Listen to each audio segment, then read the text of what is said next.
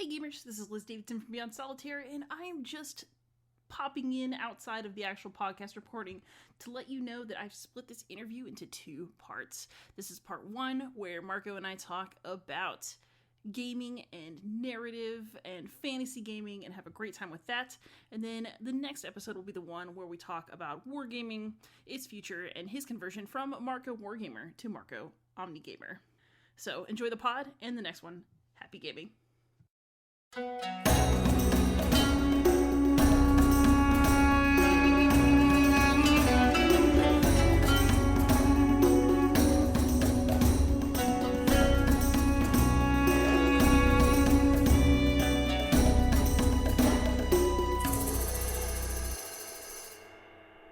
Hey gamers, this is Liz Davidson from Beyond Solitaire, and I am taking you beyond the board yet again, this time with my special guest, Marco Arnaudo, who is professor of French and Italian, and also adjunct professor at the media school at Indiana University, Bloomington. How you doing today, Marco?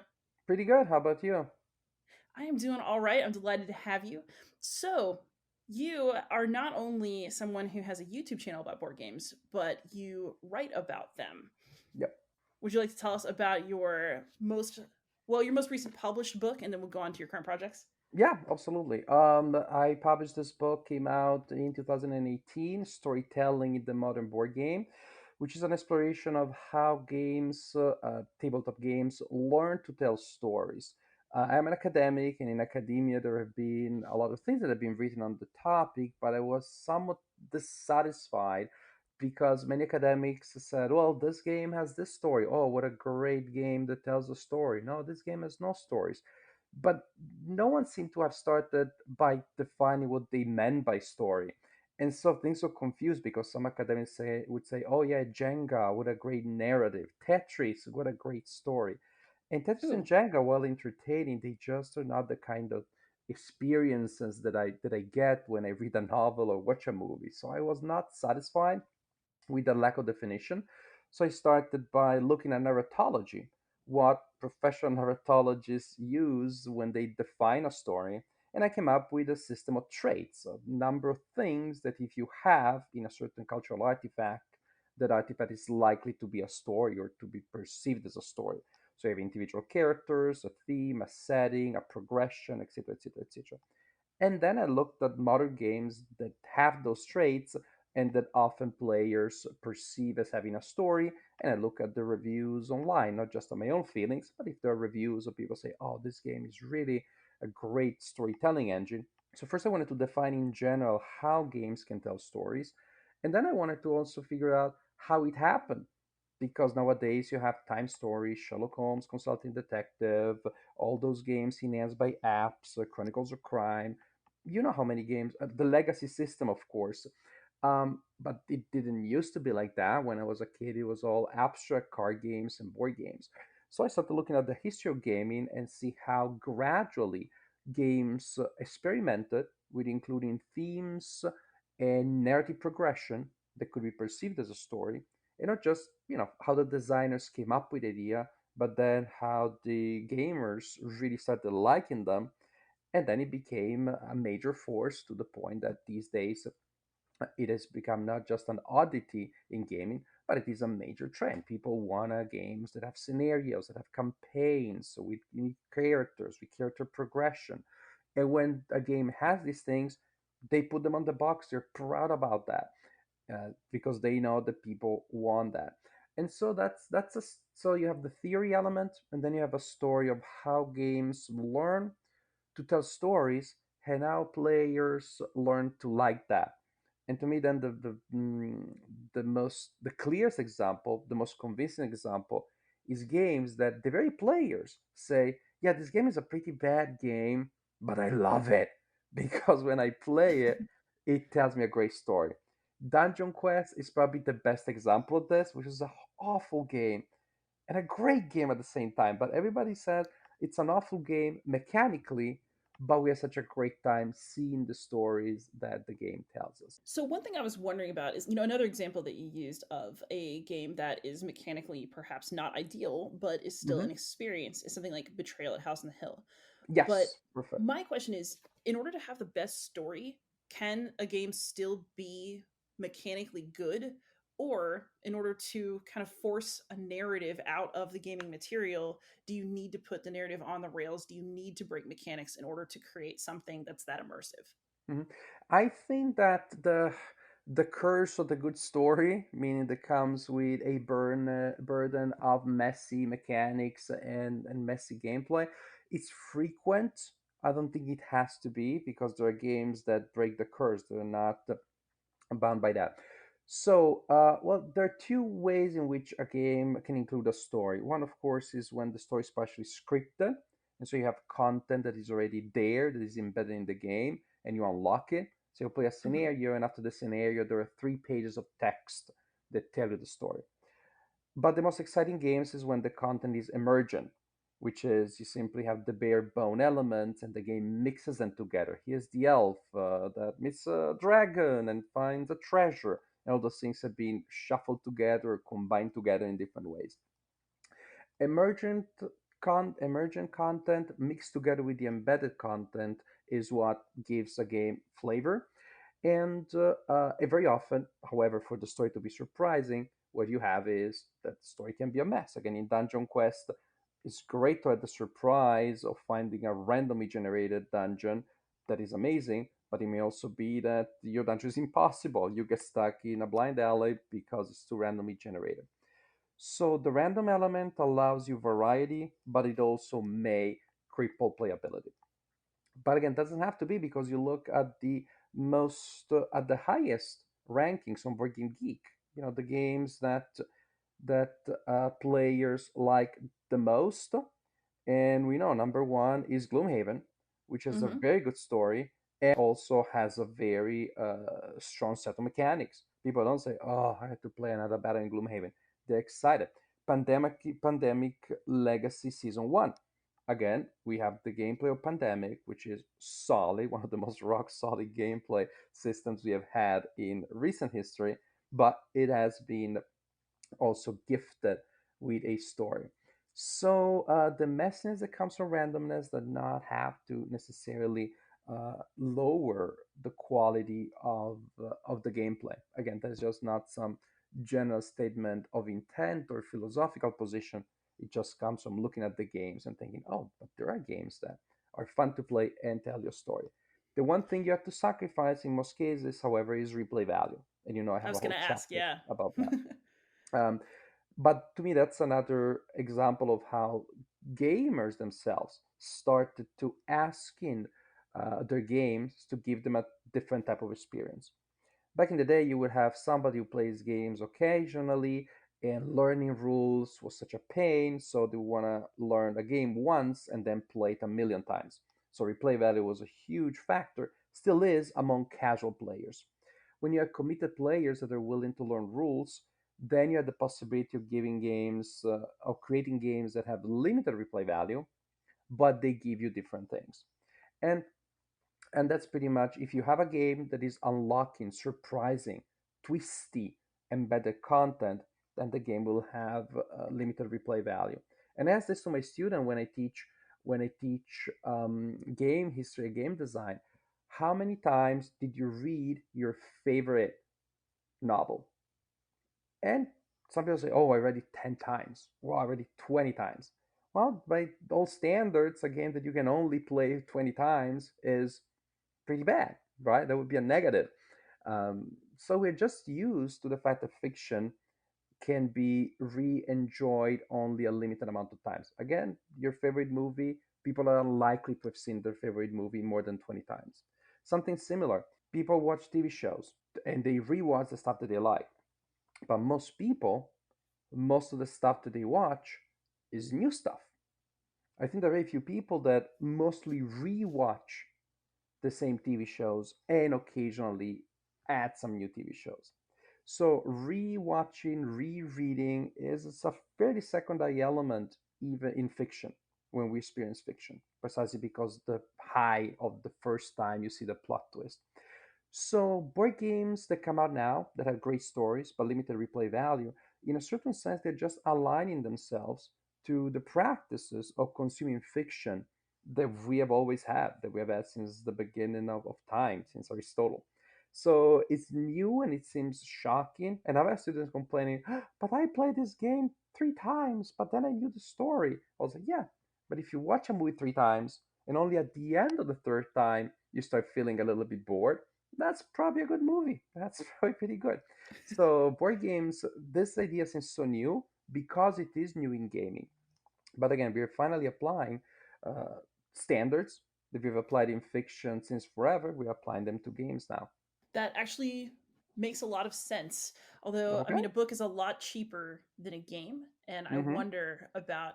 I mean, I suppose a game also takes longer to play. If you really play something like Gloomhaven all the way through, that is a Yeah, lot of hours put in. absolutely. Yeah. Also, you can have these days, you can have print and play games.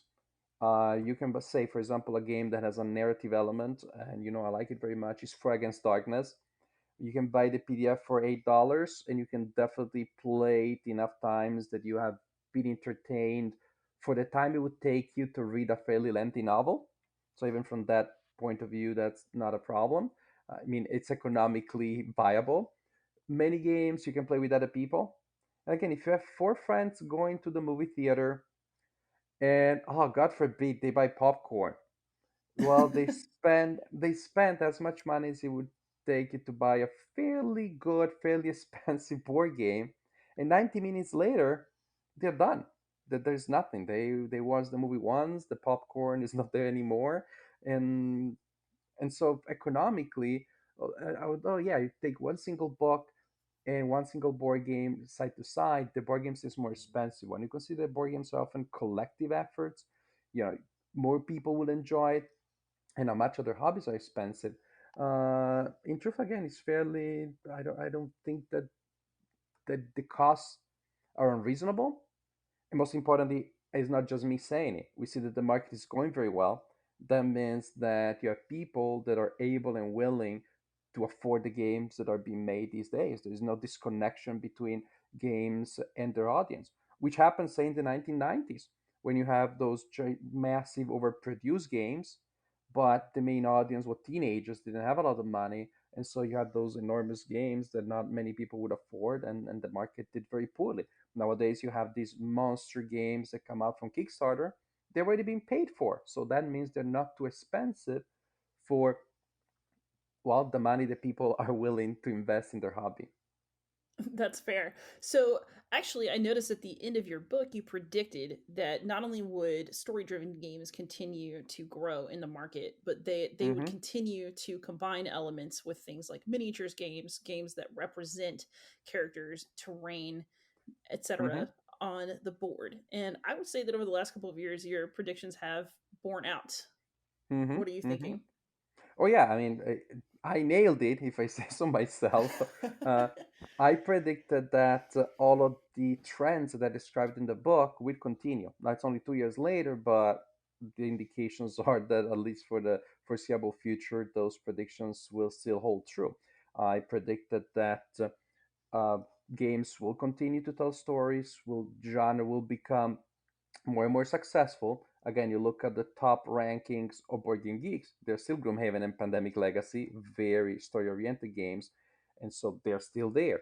And you have a new Time Stories Revolution, new scenarios for Chronicles of Crime, new games enhanced by apps come out all the time. And again, you see publisher advertise, and there's a game with a great story, great campaign. That shows you that those are trends that are important. So I wrote the book in 2018 detailing a slow process that started very slowly in the 1970s, but burst into something magical in 2010 in the 2010s, and I predicted that it was there to stay. And I think that all the indications are that that is true. Mainly because it's something that I argue very strongly in my book, and every time I talk about tabletop games, nobody could imagine in the 1990s that the internet would be the strongest ally for board gaming culture. We thought that that was going to be the Terminator, but the opposite was true. Thanks to the internet, well, you and I are talking about games, and I don't think we would have met otherwise. Not likely. People that are listening to us now would have been unlikely that they would listen to this conversation. People get together, organize events thanks to online forums. They talk about games, they share pictures. We developed a proud culture. Maybe you are still the only person who plays games in your town, but you don't feel like a weird anymore because you see all the people out there. Oh yeah. Kickstarter gave us a new way of producing games. Online stores gave us ways of buying more games. Board Game Geek gives us a way of learning about the history of gaming. So the internet really is what has turned gaming into the amazing culture that it is now. And there's no prediction that we're gonna stop using the internet anytime soon. The machines haven't tried to kill us yet. We may get to the point where we had to, cut back on digital advancement and AIs. But for now, it looks like we're going to be digital for a while. And for as long as the internet is out there, then tabletop gaming will keep benefiting from it. And that's to me one of the strongest reasons why I make that prediction, because I think the internet is going to be here for a while, and since the internet has made board gaming as great as it is now, then I think that great synergy will be in place for a while. Yeah, I know that I could not have the gaming life that I have without the internet. I mean, especially because I'm a Hmm. solo gamer. You need to talk to other solo gamers to find out what are the best things to play and what's coming out and what was your experience of this game. And oh, I got confused about this rule because like there's no one to teach you or argue about with at home if you're playing solo. Hmm. You Hmm. absolutely need the internet. And I think that's, the solo guilds are some of the largest ones on the internet right now. Hmm. So yeah, my entire internal life and my gaming life would be different without that. Yeah. Yeah. Another thing is, back in the day, there was just so little information about games. So a lot of stinkers would be published. And it's not just that, well, the games are bad, but of course, people looking for games who get a lot of negative feedback. I buy a game and it sucks. I buy another game, it kind of sucks. I get another game, it's not good. After a while, I'm going to stop spending my money that way. But in the 90s, you go to a store, there's so many games out there, and most of them are bad. You don't know which ones are the good ones. Then you may spend more money and buy a magazine that reviews some of them, but not everything. Nowadays, with the fact that every game has so much information about it, people more easily find the games that they may want to play. So more times when they spend money, they find a game that they like, that makes them happy, makes them want to go back. And this, again, the availability of a lot of reviews for virtually every game that comes out, to me, is one of the major factors why the hobby is now, well, so pleasant, because people find the games that they want and they're happier. People also, publishers now know that it's much harder to get away with a stinker because, well, people will know. It'll be known very soon. I think that also has given an incentive to publishers to up their games. And to me, that's also one of the reasons why in the last 10, 15 years, it's not just that we're happy about games, we find better games. I believe that objectively, we have better games. Other thing is precisely that now, thanks to the internet, people can give feedback to the publishers so quickly. I remember when the game U-Boat Leader came out by DVG, there Yeah. was a fairly strong problem in the rules, and then people figured it out. And a week later, after it came out, a variant had been proposed in the forums. Thanks to that, 100 people tested it, and a week later after that, the variant was perfectly tested and became official. And the game was fixed that easily. Back in the day, you have the game, the rule is wrong, and you're stuck with that one. So Oh yeah. that's one of those are some of the reasons how and why reasons why I believe the internet has just made gaming better, has given us a culture, and has actually objectively improved games that are now more engaging. So you are also now working on a new book about interactive storytelling in board games. Where are you going in your work on? I mean, it's clearly another book about games that tell stories, but what's Um, the next step? Uh, no, actually, no. There must have been some miscommunication. I have two book projects. One is was supposed to come out, well, to have been completed by June, and it's not happening because of the pandemic. I've become a full time stay-at-home dad. No, I have a book that comes out. The title is probably gonna have the word engaging in it, because Mm. precisely, well, similar to what I just explained, how games became more engaging. And the subtitle is going to be something about innovations in 21st century game design. So that is sort of, since I teach about games at the university, I thought of this as a sort of manual, introductory manual to what is changing game culture. And so, again, it's a book about 21st century game innovations in game design and culture. And some of those things will appear very obvious to many of us. In a sense, it's not mainly directed to them, although people will be able to find games that they haven't heard of or maybe see interpretations that they're not theirs. But outside of our hobby, of course, many things that happen are still not well known. For example, video game scholars, there are a lot of people studying video games. It's in academia that is a lot more developed than tabletop game design. And you still see people that talk about the last video game, and as soon as they want to make a comparison with a board game, they talk about Monopoly, they talk about chess, they talk about checkers. They just have no idea of how innovative, how revolutionary gaming has been the last 10 years. And a lot of undergrad students, again, they just don't know how much fun stuff has happened and how much fun stuff is available. So it's mainly this game about innovations in 21st century game design is mainly geared as an introduction to the hobby for non-experts, but still, for non-expert, but still mainly undergraduates, graduate students, um, and academics. Again, I was at a conference before everything was shut down for the pandemic. I talked to this graduate student who was very knowledgeable. He was writing a dissertation on video games, incredibly knowledgeable about the history of coding and everything. And he said, and then, one thing that, of course, is different between video games and board games that really only video games can give you the solitaire experience. So I leave it to you to see why a book like that one will have a readership, I believe, because of course that's the way he played video games his entire life. He knows so much. Again, I'm not saying to disparage him.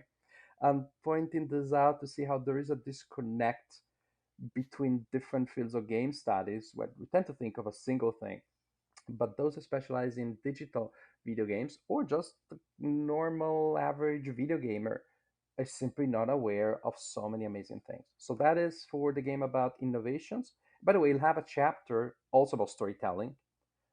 If you want, you can think of it as a summary of the previous book, because when I'm talking about innovations to somebody who doesn't know about those, I need to talk about the storytelling. But actually, to make sure that then there's not much redundance, people that have read the previous book still get something.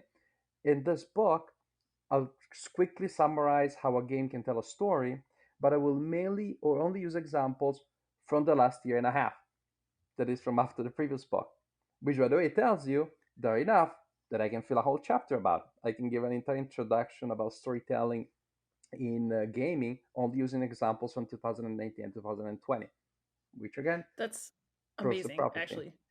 The other book about interactive fiction, that's a manuscript that I have in the works. I have 660, like 3 pages of manuscript. I want to write three more, so just is a cool number. And one day I just have to take a semester off and work on that one, clean it, weed it out. It's just a very messy messy. So disorganized manuscript about interactive fiction, in particular about analog, that is the game book. Choose Your Own Adventure books, Lone Wolf, Way of the Tiger, all of the good game book, fighting fantasy, all of the old interactive fiction that we have, interactive fiction that can be printed on paper, which, lo and behold, is making a huge comeback thanks to the internet. Because now you have series of game books that ended in the 1990s because the company crashed, they were left interrupted. They are being continued and finished now, supported by the same people that read them as teenagers. Now, as middle-aged adults, they're back in the Kickstarter, and so they get to finish those stories that were interrupted 20 years ago. So there's a comeback. This is an example of another analog form. that just like board gaming is making a comeback and actually is coming back even stronger and better than it used to be. So not only are you an enthusiast for the history of game books, but Hmm. you are in the process of publishing one of your own, if I understand. Yes, I don't know. It's a game book. Usually, the difference to me between a game book and a book that has a story is again that the game book will have most of their content is embedded, is written Hmm. there word after word and cannot be changed. But you make decisions and you move along a tree of decisions, combining them different ways. So, for example, choose your adventure book in which you read 3 pages. You're given a choice: go to page 9 or go to page 10.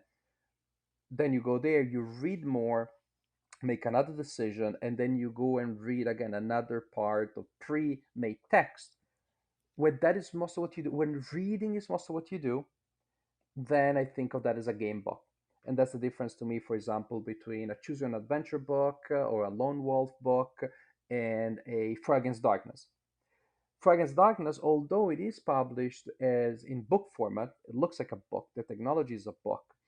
Most the text is not the main element.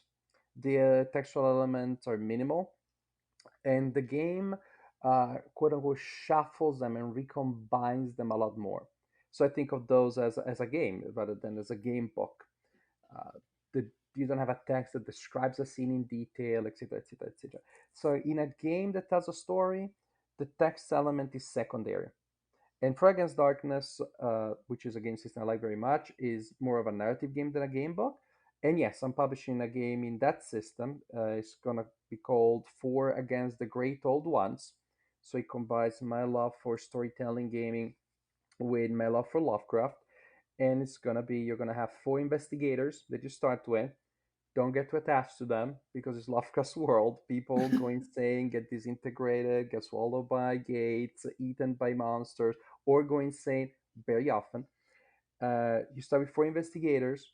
You can customize your group further by recruiting helpers. Don't get too attached to them either, even less actually. And then you have 40 days. You're traveling around 1930s America.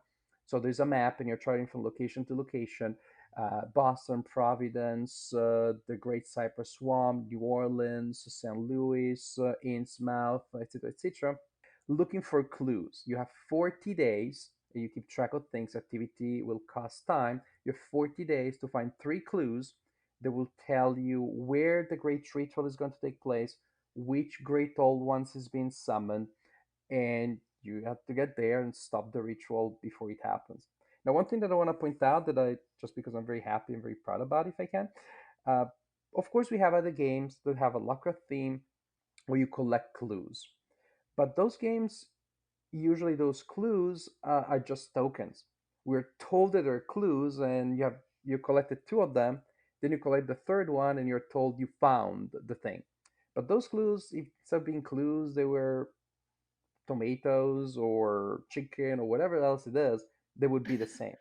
So in my game, I wanted clues that actually work like clues in real life. That is, they give you partial information. And so when you have 2 of 3, you don't have the full picture, but you should know more than when you had 0 or when you had 1. The way I did is that there is a table that will tell you which is the final horror that you need to stop. And the table goes between 3 and 18. Each time you find a clue, you roll a 6-sided die and you make a note of the result. So when you find a clue, you have a 4. And then the second clue, maybe it's a 6. And then the third clue is a 2. You put them together and it is on the 12, you're meeting Cthulhu. The way this captures how clues really work is that, of course, the table, certain monsters are on the low range and some are mostly in the high range. So when you find the first clue and you roll a 6, then you know that the Dagon is unlikely because Dagon is 3, 4, 5. So you don't have the full picture, but each clue allows you to exclude some of the possible endings and allows you to narrow it down to some other endings, which you can take into account. Well, Dagon, most from what we know from Lovecraft, we have a sense of where he's likely to appear. We know he's not Dagon, so maybe, and we know it's likely to be this other ancient one. So Now that we know it's possibly one of these, we're going to travel on the map in the area where they're more likely to appear. So it's a simple system because you're rolling a six-sided die and writing down what you roll, but as it allows you to exclude possibilities and give more weight to other options, then it works, in my opinion, the way clues work in a mystery. And I'm very happy with how that came out. I'm really excited to try how that came out. That sounds Hmm. great. It's solitaire friendly, it's cooperative, can be played RPG light. So, as a solitaire player like yourself, I think you may enjoy it. Let's hope for both our sakes. No I'm kidding. Hey gamers, this is Liz cutting in to tell you that this is where I have ended this particular episode of the pod. If you want to hear Marco and me talking about wargaming, you will have to stay tuned for the next one. So I hope you enjoyed this episode. I hope I see you again next week. And either way, happy gaming.